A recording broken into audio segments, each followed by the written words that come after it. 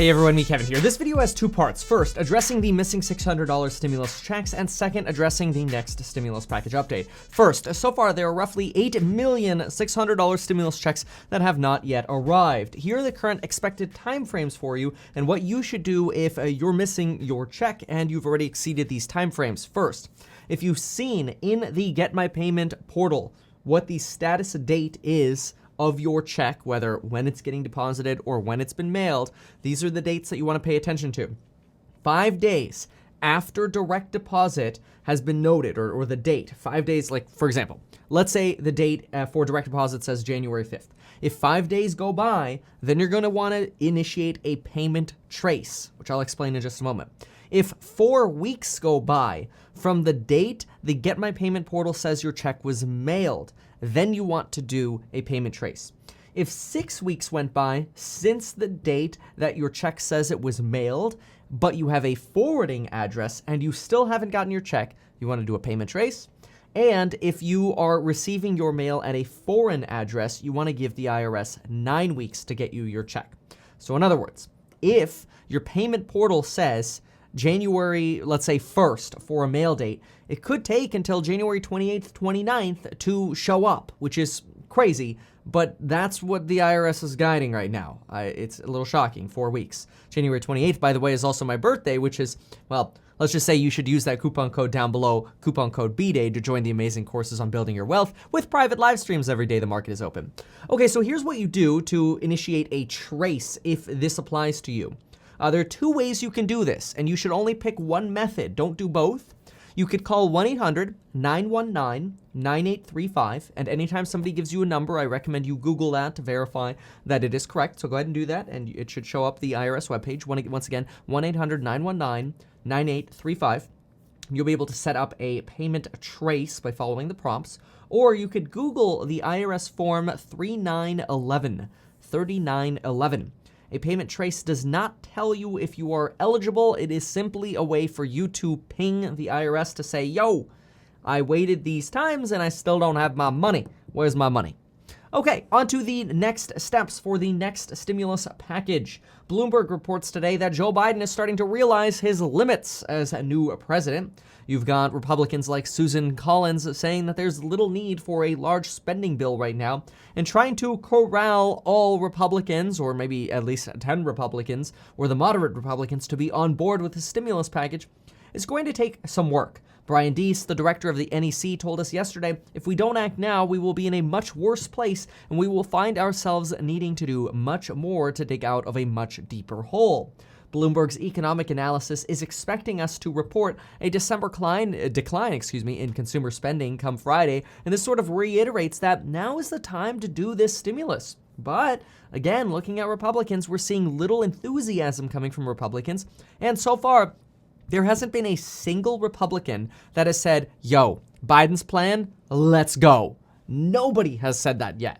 Republican Senator Todd Young has mentioned that the entire package, the way it is now, the way it was verbally presented, is a, quote, non-starter. But he does go on to say that, quote, it's something that we will scrutinize and hopefully find some common ground on.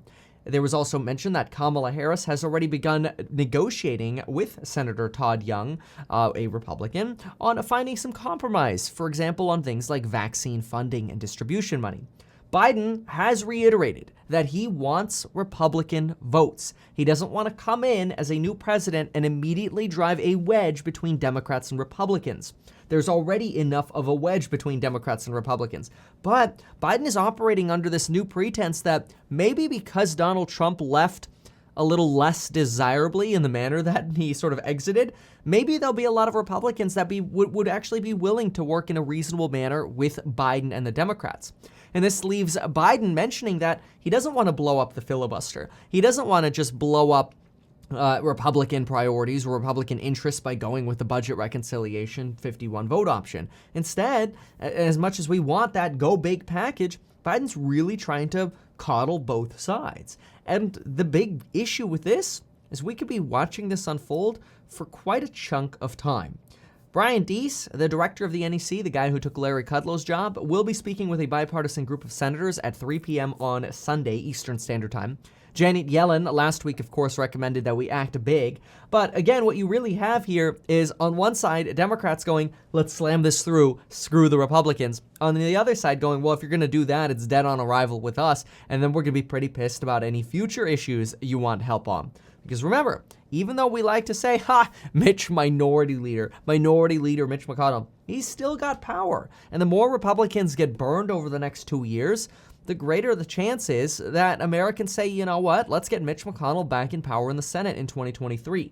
These next 2 years are crucial for what happens for the next 2 years thereafter. Anyway, Elizabeth Warren, a Democrat who has been very much a proponent of stimulus and stimulus checks, for example, has already come out and suggested a compromise because we already realize that this $1.9 trillion figure is a huge amount that Republicans are upset with. Republicans don't like minimum wage, but she said the following: if Republicans want to cut back to the point that we're not delivering what needs to be done, then we need to be prepared to fight them, aka we need to be prepared to do the 51 vote option. Our job is to deliver for the American people, she says. But then she goes on to say it's important that Democrats deliver for America if the best path to do, or she says, quote, if the best path to do that is to do it in a way that we can bring Republicans along, I'm all in favor of that. So here's Elizabeth Warren, somebody who's generally deemed to be, relatively far in the left spectrum, saying that, hey, look, if we can deliver good relief for the American people and we can find a best course that includes Republicans, then we should do that. And really, what all of this is saying to us, when you get people like Kamala Harris talking to Republicans about negotiating vaccine funding, when Elizabeth Warren says, hey, if we can bring Republicans along, then we should do that. When you get Biden saying, let's not blow up the filibuster, let's see if we can negotiate. When we get all of this, all we should really be taking away as a bottom line is we're probably not going to see stimulus checks until the end of March. I know right now Democrats are like, no way, we can slam dunk this in February. I just don't see that as realistic. The Republican chair of the Problem Solvers Caucus and Roy Blunt, both, again, Republicans here, for example, shared similar suggestions. Roy Blunt said, quote, there's some things in this package that are just not going to happen, but there are some things that can happen, and that's how this process works. Mitt Romney, who's been pretty anti the next stimulus package, has warmed up a bit. At first he says, no, we don't need it. But now he's saying, quote, I look forward to hearing their views, aka Democrats' views. He says, my own thought is that we should only be spending money where it is needed, and that those needs, where those needs are, need to be met. And so I'd like to figure out and see what their calculations and proposals actually entail. I think there's a recognition on both sides of the aisle that where there's a need, we in Congress have a responsibility to meet that. But we do not want to be borrowing money that's not absolutely necessary. To me, that's actually a pretty fair statement. Republicans are arguing that they haven't seen an actual proposal or real outline yet. And quite frankly, neither have we, the American people. Now, I know, look, I get it. Biden's only been in office for a few days, so I see the comments of people like, come on, give Biden a break. But folks, Biden is the one who told us he was going to have a stimulus plan ready to introduce right when he got into office. Now, he did, but it was a verbal plan. He didn't give us an outline, a spreadsheet, a PowerPoint. He didn't give us the details. Now, some argue that's because he wants to negotiate, but really what's happening right now is you've got a lot of Republicans creating this fear amongst themselves because they're like, what?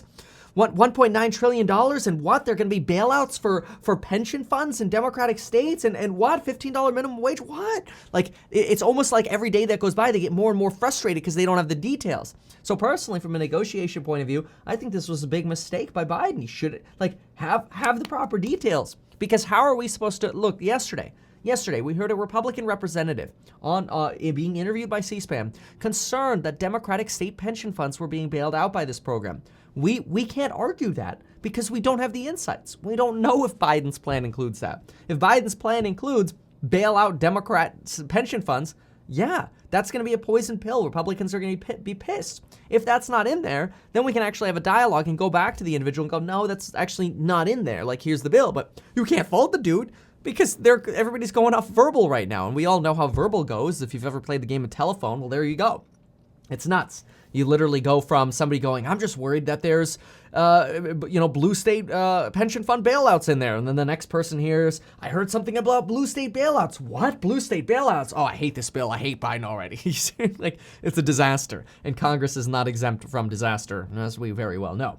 So really, my takeaway here from the latest details that we're getting reported not only from the Washington Post, the Bloomberg, Wall Street Journal, is that not only are people in Congress frustrated, and of course Americans are frustrated, but right now we just don't have the details yet. And the fear is that we might be sitting around twiddling our thumbs waiting for details for potentially the next 2 to 3 weeks before we actually get an outline of a proposal that gives us some more facts and details that can be negotiated. We'll see. The hope right now and the schedule right now is that the Senate continues to do cabinet confirmations, not just next week, but the week thereafter. Then we've got the impeachment trial set to begin as early as February 9th. Now, Jen Psaki says, hey, Republicans, they can walk and chew gum at the same time. It's not that hard. Yeah, well, we all know how long Congress takes to do confirmations. I mean, Janet Yellen was supposed to get confirmed this week. She didn't get confirmed as Treasury Secretary this week. That's now getting blown over into next week. So it's delay after delay after delay. And somehow we're supposed to have an impeachment trial at the same time. Donald Trump is he's got his 2 weeks to prepare for his case. That's why Mitch McConnell delayed the trial to begin until February 9th. Chuck Schumer has already agreed and signed off on this for inciting the insurrection. But anyway, to me, I'm a little bit concerned looking at the calendar that we are not going to get done. The fastest impeachment trial we've ever had, by the way, was like I think at least 3 weeks. But my concern is we're not going to be done with the impeachment trial until the end of February. And maybe we'll actually have an actual draft of the bill for stimulus in February at some point, which would be phenomenal. But I'm personally concerned we're not actually going to be voting on the stimulus package until probably the 10th, 11th, and 12th of March. Because we've got a recess. We've got recess in between here. We've got another big recess coming up in April, of course. So to me, I've got some concerns. And I want to, I was asked this morning by some of you who are course members, you join and you play Rust. And somebody asked me, Kevin, what do you think in terms of when we're going to get stimulus money and how much it's going to be? And the best guesstimate that I could give right now, based on all this data that I try to pull together and consolidate for us, the best estimate that I could really do is say, hey, we're probably looking at something like end of February. I'm sorry, excuse me. Let me clarify that. End of February before we actually start looking at the bill, maybe beginning of March before we start voting on it. And we probably won't see the checks until the end of March. And I do think that they're going to be $1,400. I don't think that's going to get tuned down, but the adult dependence portion, that could end up getting adjusted. We could end up seeing the adult dependents who should be eligible for $2,000 end up getting their checks either just sliced down to only $1,400, which means you lost the other $600. But again, we just have no idea. Looking at the calendar, we do know that there is a recess between February 15th and February 19th. That's President's Day weekend. And then the really big one is between March 29th and April 9th, which we've got those fiscal cliffs coming up around March 15th for unemployment.